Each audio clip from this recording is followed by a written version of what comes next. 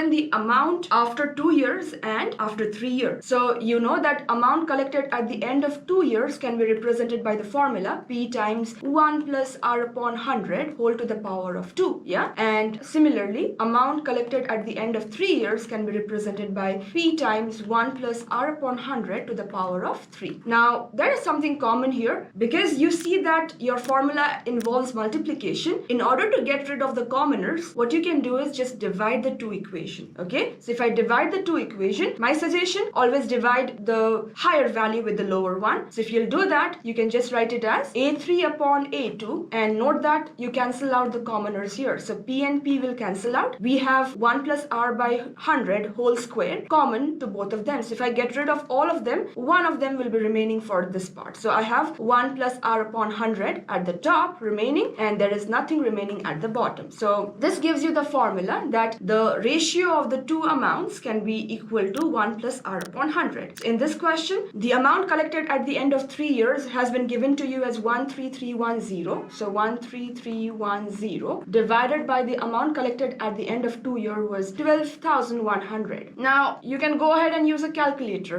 but I like to do it all by myself, so I cancel out the zeros together. 1331 and 121 both appears in the table of 11. Cube of 11 is 1331. So 11 times 121 has to be 1331. 11 times 11 is 121. Because of this zero, I'll write it as 110. Both of them are again divisible by 11. 11 into 10 is 110. 11 into 11 is 121. So what is the ratio you're getting is just 11 out of 10, which is simply 1.1. And now you know that this 1.1 has to be equal to 1 plus R upon 100. So the best way you can approach this is, now you know that this 1 will be taken to the other side. So I'm going to subtract 1, giving me 0.1. So now 0.1 equals to R upon 100. So you just do nothing. You cross multiply and you just have the answer. That rate here has to be equal to 10%. That's it. This is the quickest way you approach questions like this. So hence 10%.